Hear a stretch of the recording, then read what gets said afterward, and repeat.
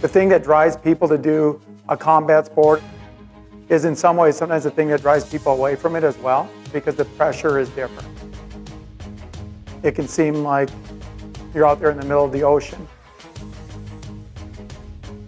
Combat sports to me is kind of like a gladiator atmosphere. And it's just making it a fight. Everything's a fight.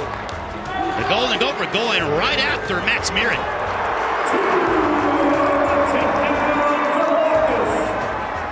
I'm happy for the outcomes of the last 5 years I've had. And Blockhus with a takedown. This past year, Big Ten championships, which are the best, it's like a mini national tournament, makes the Big Ten finals.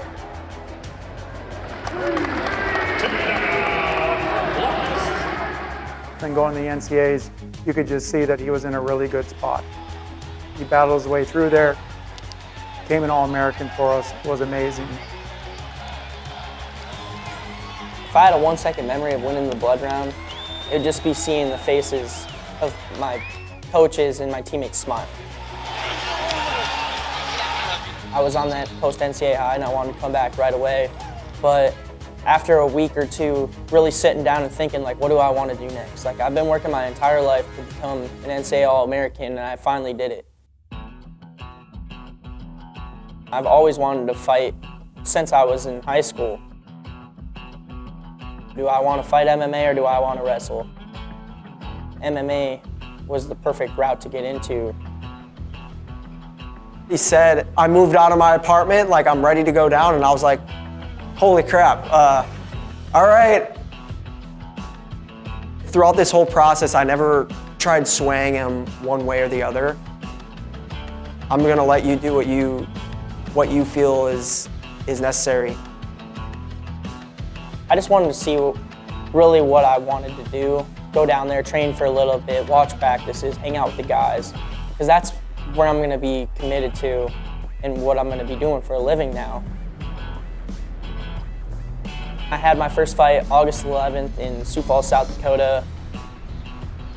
I was right behind the cage. I was able to kind of lock eyes with him for a second and just kind of give him a nod. It was just cool to sit there and watch him go out and compete. And obviously he had great success. He stopped his opponent in the first round. So it was awesome to watch him accomplish one of his big goals. Since then, things have took a turn.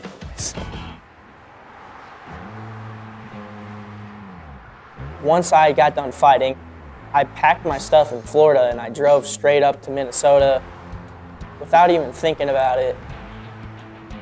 He gives me a call and says, you know what, I have unfinished business. I'd like to come back. I was an All-American last year, but there's something bigger I can do. I can win the national tournament. When I called Pat McKee, telling him I was coming back to wrestle, he didn't believe me. He said, yeah, I don't know if you heard, like, I think I'm gonna come back and wrestle. And I was like, all right, like, sweet.